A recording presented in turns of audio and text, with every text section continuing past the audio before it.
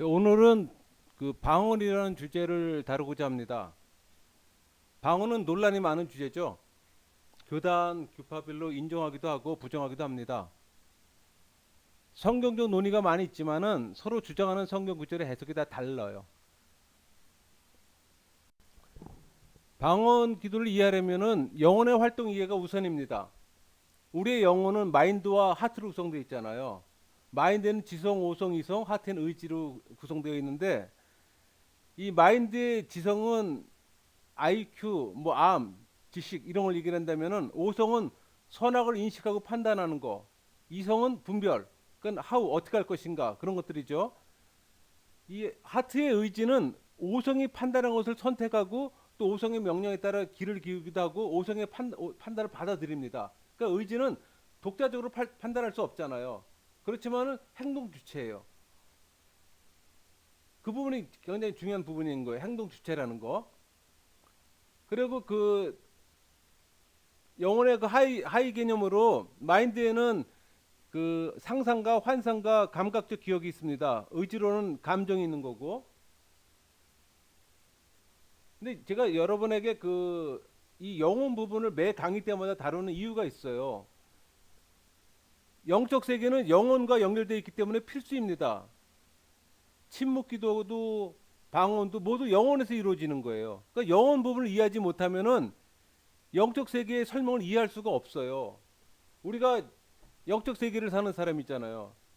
저는 여러분들이 이런 시간을 통해서 영혼에 대한 바른 이해함이 형성되어야 된다고 봐요. 한번 정리해 놓으면은 우리가 영적에 관련된 모든 책이나 강의를 들을 때 도움이 많이 됩니다. 그 방언을 설명하기 위해서 제가 영혼을 그 집으로 예를 들어볼게요. 그 영혼이라는 집이 있습니다. 근데 그 안에 네 개의 방이 있어요. 근데 네 개의 방 안에 그 우리 네 사람이 산다고 좀 생각을 해보세요. 그냥 가상하는 겁니다. 지성이 방에 지성이가 있고 의지의 방에 의지라는 사람이 있고 기억의 방에 기억이라는 사람이 있고 상상의 방에 상상이라는 사람이 있어요. 그러니까 이해를 돕기 위해서 제가 말씀드리는 거예요. 그러니까 지성이의 방, 지성이는 진실에만 관심이 있어요. 또 진리만을 추구합니다. 그리고 참된 진리를 발견하면 받아들여요. 거절할 자유가 없습니다. 그러니까 하나님의 진리를 다루고는 있지만은 하나님을 보지 못해요. 유한하고 한계가 있다는 얘기죠. 그러니까 하나님께서 그 눈앞에 오면 알아보지 못하고 잠을 잡니다. 그러니까 지성에는 뭐 사색하고 생각하고 추론하고 그 분석하는 게 지성의 목이에요. 단순하지만은 자연적인 기능입니다. 그거는. 그러니까 지성이는 진리를 일정 기간 음미하고 나서 의지에게 토스를 해요. 물론 다른 지성에게도 그 진리를 토스합니다. 그 토스할 때는 말로 합니다. 반면에 두 번째 이제 그 의지의 방. 의지의 방은 창문이 없어요. 어두운 방에 의지는 보지를 못합니다. 그리고 이지적인 말을 못해요. 의지는. 그러니까 하나님과 합의를 추구해요. 선을 추구하고. 그러니까 지성이가 진리를 소개시켜주면 그걸 받아들일 수가 있고 지성이가 진리를 확인하면 의지에게 건네줄 때 그때 받는 거예요. 그러니까 진리를 부담 없이 사랑으로 수용합니다. 포옹하고. 진실한 것이면 모든 거에 다 선한 거기 때문에 다 받아들여요. 진리를 그대로 다 받아들이고 사랑을 합니다. 왜? 사랑은 맹목적이기 때문에. 별명이 의지의 별명이 사랑의 힘이에요. 그러니까 의지는 그 하나님의 의지로 은혜로 그 무한한 선을 그 껴안는 그 능력을 소유하고 있어요. 그러니까 하나님과 합의를 수용할 수 힘을 가지고 있다는 얘기죠. 그러니까 침묵 기도의 주체기도 하고요. 또 2층에 있는 기억의 방의 기억이는 지성의 방을 거쳐간 많은 방문객 사진을 전부 다 사진을 찍어서 앨범에다 보관을 해요. 시간이 날 때마다 그 앨범을 열어봅니다. 그리고 또 지성이가 조용할 일이 없을 때는 그 사진들을 보여주고 해야 할 일과 잊은 일들을 목록을 제시해서 지성에게 전해주기도 해요. 상상의 방에 들어가면은 영화 필름이 수십 개가 있어요. 그 필름을 자르고 붙이고 뭐 새로운 영화를 만들어내고 상상의 방에서는 그러니까 이룰 수 없는 놀라운 계획이나 악하지만 현혹시킬 수 있는 영상들을 만들어 보여주기도 하고 그게 상상의 역할이에요. 추가적인 설명을 한다면은 기억이와 상상에는 그 지성의 방에 들어가 사진을 보여주기도 하고 필름을 보여주기도 하고 즐겨요. 같이 함께 보기도 하고 어떤 때는 오히려 지성이가 피할 정도예요. 그러니까 지성이하고 기억이하고 상상이 함께 어울릴 때는 소란을 피잖아요. 그게 우리 안에 있는 내적 소란이에요, 여러분. 그 내적 소란은 외적 소란보다 더 심한 분신거리. 그래서 침묵 기도할 때 장애물이 되는 게 바로 그 이유예요. 제가 아마 침묵 기도를 설명하게 되면 이런 부분 다시 한번 또 설명이 이루어질 겁니다. 지성이는 그 의지의 눈노수를 합니다. 왜? 아까 그 의지는 보지를 못한다 그랬잖아요. 그러니까는 문제는 지성이는 그 무한한 진리를 받아들이지 못한다는 거예요.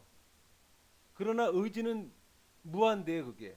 그러니까 지성이가 하나님에 대한 것을 알아내지만은 진리가 하나님은 아니잖아요. 그러니까는 진리들이 하나님께 인도하지만은 하나님을 만나려면은 진리라는 수단을 뛰어넘어서 진리 그 자체에 도달해야 되잖아요. 또한 의지는 그 사랑의 힘은 의지를 어두운 방에서 하나님과 포옹케 합니다. 그러나 지성이는 그걸 알지를 못해요. 의지가 하나님과 포옹을 해도 지성이는 보지를 못한다는 얘기예요. 오히려 방해가 돼요. 그러니까 지성이는 의지를 껴안고 있는 그 무한한 선을 볼 수가 없다는 얘기죠. 그러니까 지성이가 보는 거하고 의지가 보는 건 달라요.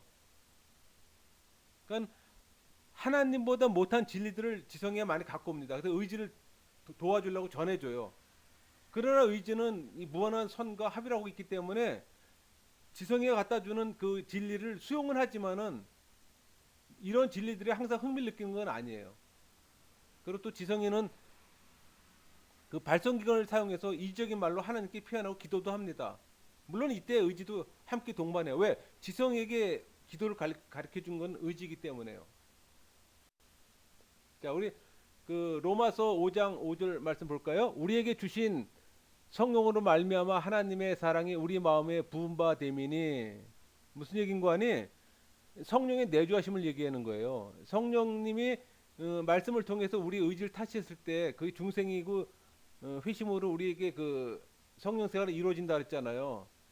그러면서 우리 안에 우리 하트 안에 그 성령님이 내주하고 계시잖아요. 이걸 표현한 게 5장 5절이에요. 그럼 8장 26절은 이와 같이 성령도 우리의 연약함을 도우시나니 우리는 마땅히 기도할 바를 알지 못하나 오직 성령이 말할 수 없는 탄식으로 우리를 위하여 친히 간구하니라. 이 얘기는 무슨 얘기인가 하니 우리가 그 기도할 때 우리 그 하트에 의지가 기도할 때 지성의 역할이 없다는 얘기예요. 그러니까 지성에 표현할 수가 없는 거예요, 그거는. 그리고 고린도 전서 14장 14절 내가 만일 방언으로 기도하면 나의 영이 기도하거니와 나의 마음은 열매를 맺지 못하리라. 이 얘기는 무슨 얘기인가 하니 그 나의 영, 나의 그 하트의 의지가 기도할 때 나의 마인드는 작동을 하지 않는다는 얘기예요. 당연히 작동을 하지 않으면 열매를 맺을 수가 없죠. 그러니까는 의지가 하나님의 현존을 체험하고 그 소리를 내야 되는데 지성에 잠자고 있어요. 그러면 소리를 내는 건 지성의 목이잖아요. 그러니까는 목소리로 기쁨을 표현할 때 문제가 생기는 거예요. 의지하고 지성이가 같이 기도하면서 같이 이루면 상관이 없는데 지성이가 잠잘 때 의지가 하나님의 현현을 경험하게 되는 거예요. 그러면 의지는 말을 못하는데 말은 표현을 해야겠고 어떻게 해요? 그러나 우리 안에 있는 발성기관을 통해서 자기의 기쁨과 사랑을 지성의 도움 없이 말로 표현할 때 또 표현해서 나타날 때 그게 방언 기도예요. 그 다르게 표현하면은 방언은 우리 영혼에 그 성령의 내주하고 계신다 그랬잖아요. 그러니까 우리 의지가 기도하는 게 우리 그 이쪽 마인드 지성한테 그 도달하기 전에 입술로 터져 나오는 언어가 방언 기도예요. 근데 여러분 방언 기도는 내가 한다고 해서 나오는 게 아니에요. 학습해서 하는 게 아니에요. 우리의 지성이 잠잘 때 표현해야 되는데 의지가 표현해야 되는데 의지가 지성의 도움 없이 하는 기도가 방언 기도라고 그랬잖아요. 그런데 어떻게 내가 하고 싶다고 아무 때나 하겠어요? 그건 가짜 방언이에요. 그 이전까지는 영혼의 상하관계로 제가 설명했더니 이제는 성경에서 말하는 방언이 뭔가 한번 살펴봅시다. 그 방언의 뭐 종류와 시간, 장소 뭐 관점에서 그 상황과 소통의 유무를 한번 보겠습니다. 방언의 종류는 딱 두 가지입니다. 성경에서 말하는 방언의 종류는 외국어냐, 알아듣지 못하는 소리냐. 자, 예루살렘, 가이사랴, 에베소의 방언은 외국어였습니다. 반면에 고린도, 현대 방언은 알아듣지 못하는 소리예요. 그럼 명확 구분이 되잖아요. 상은의 관점에서 본다면은 사도가 있을 때와 사도가 없을 때가 다릅니다. 사도가 있을 때 하는 방언이 외국어였어요. 소통의 관점에서 볼까요? 예루살렘, 가이사랴, 에베소의 방언은 회중이 알아들어 통역이 필요 없었습니다. 그러나 고린도나 현대 방언은 통역이 안 돼요. 통역이 한다 해도 검증이 되지 않습니다. 그런 실험 해봤다 그러잖아요. 누구에게 그 방언을 얘기를 하고 그 통변하는 사람 세 사람 갖다 놓고서 통변해봐라. 세 사람 다 틀렸답니다. 뭘 얘기한 거죠? 더 자세히 그 설명은 이런 표와 같습니다. 여기서 지금 사도행전의 방언, 고린도 방언 두 개를 예로 들었는데 사도행전의 방언은 글로사이스, 헬라어로 글로사이스예요. 반면에 고린도 방언은 글로셋이에요. 글로셋.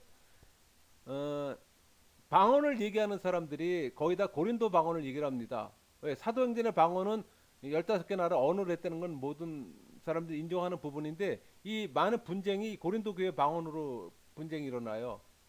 그 사도행전의 고린도 교회 방언을 보기 전에 사도행전의 방언을 보게 되면 무슨 그 어떤 기준이 생기겠죠? 15개 나라 언어다. 통역이 필요 없었다. 모두가 알아들었다. 복음이 선포되었다. 이 방언 사용이 기도가 아니고 복음 전파였어요. 그리고 사라졌다. 교회 덕이 되었다. 몇 사람만이 받았다. 사도들이 함께 있었다. 배우지 않았다. 반면에 고린도 교회 방언은 어떻습니까? 알 수가 없다. 통역을 하지 못했다. 아는 자가 없다. 기도한다고 했다. 그러니까 사도행전의 방언으로 틀린 게 사도행전의 방언은 복음 선포라면은 고린도 방언은 기도한다고 표현되어 있습니다. 그리고 곧 사라지게 되었다. 덕이 되지 못했다. 전혀 알 수가 없다. 두 개 지금 비교가 되죠. 많은 사람들이 방언을 말할 때 고린도 교회를 예를 많이 듭니다. 근데 여러분 당시 고린도 상황은 우리가 모범으로 살볼 만한 교회가 되지 못했어요. 가장 문제가 많은 교회로 검증되지 않은 은사로 교회 문제가 많이 야기되었던 교회였어요. 저 한국 교회 방언 볼까요? 하늘의 언어랍니다. 어느 분이 알 수 없는 소리예요. 하늘의 언어로 표현해요. 자, 가짜 통역이 있다. 알 수 없다. 기도한다고 한다. 더 확대되었다. 덕이 되지 않는다. 다수가 학습 방언이다. 성경에서 방언으로 기도하는 사람은 없었습니다. 방언으로 설교하고 복음 전하는 사람은 많았습니다. 성경의 98%가 방언 설교예요, 여러분. 예는 있었습니다. 예고 고린도전서에서는 사적 기도가 없었어요. 공적 기도였었어요. 공적 기도에서 방언 나왔던 거예요. 그때 통변이 있어야 된다고 사도 바울이 얘기했잖아요. 그러면 문제를 성경적으로 다시 한번 생각해 보겠습니다. 많은 사람들이 사도행전의 그 방언은 뭐 전부 다 외국어로 인정했으니까 그건 얘기할 필요 없고 많은 사람들이 방언하는 사람들이 주장하는 부분이 고린도 교회의 방언이잖아요. 자, 그럼 고린도 교회의 방언을 가정을 해놓고 한번 저기 볼게요. 고린도 교회의 방언이 외국어였다면은 그 오늘날 교회의 방언이 전부 다 잘못된 거네요. 왜? 오늘날 방언을 강조하는 사람들이 지금의 방언을 전부 다 고린도 교회의 방언이라고 주장하기 때문이죠. 자, 두 번째, 고린도 교회의 방언이 사람의 영이 하나님께 비밀을 인도하는 것이었다면, 그러면 저기 사도 바울이 잘못한 거죠. 왜? 남의 비밀 기도를 통역하라고 다시 알아듣게 하라고 다그쳤으니까요. 개인에게 유익한 방언을 성령께서 그치게 할 이유를 설명할 수는 없잖아요. 자, 세 번째, 고린도 교회 방언이 가짜였다면, 그럼 고린도 교회 방언을 근거로 따라하는 현대 교회 방언도 모두 가짜가 되는 거예요. 자, 고린도 교회 방언이 귀신의 방언이었다면 이것도 문제가 되는 거죠. 한국 교회 방언들이 전부 다 귀신의 방언이 되는 거죠. 성경을 더 정확히 살펴보자면은 현대 교회 방언을 신학적으로 정당화할 수 있는 어떤 근거도 없습니다. 고린도 교회 방언이 외국어건 영의 기도건 가짜 방언이건 귀신 방언이건 어느 것을 할지라도 교회가 용납할 수 없는 일들이에요. 이러한 방언을 어떻게 정상적인 교회가 분별 없이 수용한다는 거 생각해 봐야죠. 자, 그 14장 2절 말씀 볼까요? 고린도서 14장 2절. 방언을 말한 자는 사람에게 하지 아니하고 하나님께 하나니 이를 알아듣는 자가 없고 영으로 비밀을 말함이라. 여기서 지금 말하는 방언은 헬라어로 글로셋이에요. 글로셋. 알아듣지 못하는 소리. unknown tongue. 14절 볼까요? 내가 만일 방언으로 기도하면 나의 영이 기도한다고 하지만 나의 마음은 열매를 맺히지 못하리라. 여기서 쓰는 헬라어 단어도 글로셋이에요, 글로셋. 알아듣지 못한 소리입니다. 근데 14절에 보면은 만일이란 거하고 하지만이란 가정법이 들어가 있어요. 정확한 번역이 필요하겠죠? 이 가정법으로 기록된 이 문장은 바울이 그 방언으로 기도했다는 것이 아니라 만일이라는 말을 사용한 가정법 문장은 바울이 그러한 기도를 하지 않았다는 게 분명한 거예요. 역접이잖아요. 부정적인 측면이잖아요. 왜냐하면 자기 마음에 아무 열매가 없대요. 그럼 할 필요가 없잖아요. 요건 저기 다음 절에서 다시 한번 다룰게요. 자, 18절 볼까요? 14장 18절. 내가 너희 모든 사람보다 방언들을 더 말함으로 하나님께 감사하노라. 여기서 방언들은 글로사이스, 외국어의 외국어들. 순접이죠. 그 다음에 14장 22절 보세요. 그러므로 방언을 믿는 자들을 위하지 아니하고 믿지 아니한 자들을 위한 표적이나 예언은 믿지 않은 자들을 위하지 않고 믿는 자들을 위함이라. 여기서도 마찬가지 글로사이 외국어예요. 여기서 지금 14장 22절에 믿지 아니한 자들 위하는 표적이라고 지금 표현되어 있잖아요. 원래 방언은 성령 세례 받은 사람들이 받는 하늘의 은사잖아요. 그렇다면은 성령 세례 받은 사람이 방언을 할 때 믿지 않는 사람들이 그게 부러웠던 거예요. 아, 하나님 성령 세례 받은 사람들의 모습이 저런 표적이구나. 그런 용도라는 거예요. 제가 지금 그 이 방언에 얘기를 하지만은 성경에서 말하는 방언의 은사담을 제가 부정하거나 격화시킬 생각은 전혀 없습니다. 왜? 방언은 방언 나름대로 가치를 지닌 성령의 은사입니다. 제가 강조하는 거는 참 방언과 거짓 방언을 구별해야 된다는 얘기예요. 성경에 분명히 방언이 있습니다. 부정하는 거 아니에요. 근데 여러분 방언에 관련된 말씀을 조금만 성경에서 연구하게 되면은 쉽게 알 수가 있어요. 방언의 참과 거짓을. 근데 문제는 맹신적으로 수용한다는 게 문제라는 거예요, 여러분. 자, 아까 말씀드렸던 14장 14절. 내가 만일 방언으로 기도하면 나의 영이 기도한다고 하지만 나의 마음은 열매를 맺히지 못하리라. 사도 바울이 지금 얘기한 겁니다. 14장 14절은 고린도서 사도 바울이 쓴 편지이기 때문에 지금 사도 바울이 얘기하는 건 뭐냐면은 방언 기도가 하트로만 드리는 기도라는 얘기예요. 그러면 자기의 그 이해와 깨달음이나 인격 변화가 전혀 영향을 주지 못합니다. 그런 기도는. 그러니까 말하자면 내가 방언으로 기도하는 것은 하트와 관계될 뿐이지 마인드는 활동하지 않더라도 여전히 그대로 있다는 얘기예요. 그러니까 바울이 주장하고자 하는 바는 뭔가 하니 마인드와 하트가 함께하는 기도가 더 귀한 기도란 얘기예요. 근데 우리가 방언을 기도하게 되면 이 마인드는 잠자고 있고 하트의 의지만 움직이는 거예요.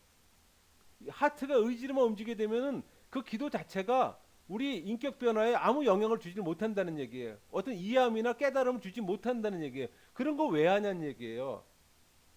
근데 문제는 뭐냐면은 이거 다 하나님의 선물이잖아요. 하나님 준 선물 사용해야 됩니다. 중요한 건 뭐냐면 모든 사람이 왜 그 성경의 그 많은 은사 중에 왜 유독 방언의 은사만을 강조하는가? 그거 한번 생각해 볼 수 있잖아요. 근데 여러분 그 이유가 있어요. 방언을 자꾸 이렇게 주장하는 이유는 뭐냐면은 성령 세례 받은 사람이 받는 은사라고 그랬잖아요. 그럼 내가 방언을 한다면 난 성령 세례 받은 거야. 난 구원 받은 거야. 저는 그런 거 볼 때 참 구원의 길은 넓구나. 성경에서는 구원의 길은 좁다고 얘기하는데 저렇게 쉽게 아무나 다 할 수 있는 여러분 그런 식의 방언은 마음만 먹으면 누구나 다 할 수 있습니다. 학습 방언 해갖고 못하는 사람 어디 있어요? 근데 왜 성경 그 많은 은사들이 집중적인 한 은사에 집중하는 얘기죠. 근데 잘못된 가르침이 있습니다. 성령 세례 받은 사람이 받는 방언이니 방언을 하게 되면 모두가 성령 세례 받았다. 굉장히 위험한 생각이잖아요. 위험하지 않습니까? 아까 제가 말씀드렸지만 성경에서 방언으로 기도한 사람은 없었습니다. 방언으로 설교하고 복음하는 사람이 있었지. 성경의 98%가 방언 설교라고 그랬잖아요. 물론 예외도 있습니다. 고린도전서에 사적 기도는 없었습니다. 공적 기도는 있었어요. 그때 통변이 있어야 된다 그랬잖아요. 사도 바울이 말하는 말씀의 의미를 제가 정리해 봤어요.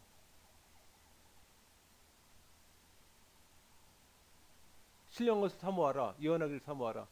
방언을 사모하지 말라. 영의 기도를 말하지 말라. 방언으로 영의 기도를 하지 말라는 얘기는 뭐냐면 그 방언을 영의 기도를 하지 말라는 건 뭐냐면 우리 영혼이 마인드와 하트가 동시에 움직여야 되는데 여긴 지금 하트만 움직이잖아요. 그러면 올바른 영혼의 기도가 아니에요, 여러분. 그 방언을 기도하지 않았다. 왜곡을 금하지 말라고 했다. 통역했던 사례가 성경에 없다. 우리에게 시사하는 바가 있어요, 여러분.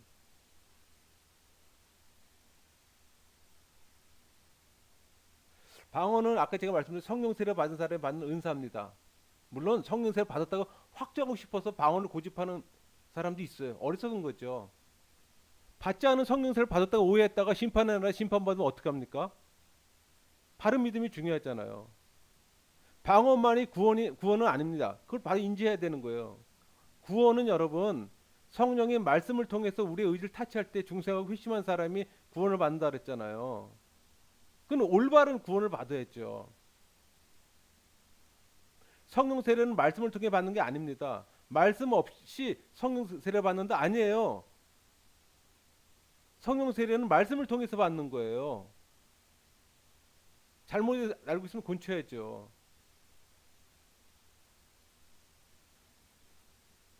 잘못된 믿음, 올바로 알지 못한 믿음은 어떤 결과를 초래 무지와 맹신을 초래하잖아요. 교회를 오랜 동안 다녀도 종교 생활하잖아요. 신앙인의 삶이 아니라 종교인의 삶이잖아요. 이 땅 가운데서 아무 상관이 없어요. 50년, 100년을 그렇게 살아도. 문제는 심판의 날에 예수님 심판대 앞에 섰을 때 내가 바른 믿음 갖지 못했을 때 그 문제 어떻게 감당할 거예요? 내가 올바른 구원을 받지 못했을 때 그거 어떻게 감당할 거예요? 성령 세례 받지 않았는데 받았다고 거짓으로 알고 있을 때 그거 어떻게 감당할 거예요? 늦어도 바르게 하는 게 중요하잖아요. 왜? 바른 믿음이 구원의 길에 이르기 때문에. 오늘 제 강의를 통해서 제가 그 방언을 진짜 짧은 시간에 엑기스로만 제가 지금 강의를 했습니다. 얼마만큼 이해함이 형성될지 모르지만은 뭐 강의가 길다고 해서 뭐 깊은 이해함이 생긴다고 저는 보지 않습니다. 비록 짧지만은 핵심적인 코어만 여러분들 전했기 때문에 여러분들의 이해함이 바르게 형성된다면은 여러분이 방언에 대한 잘못된 이해함이 있었다면은 고칠 수 있는 기회가 저는 될 거라고 분명히 생각합니다. 여러분 모두가 방언에 대한 바른 이해함이 형성되기를 소망합니다.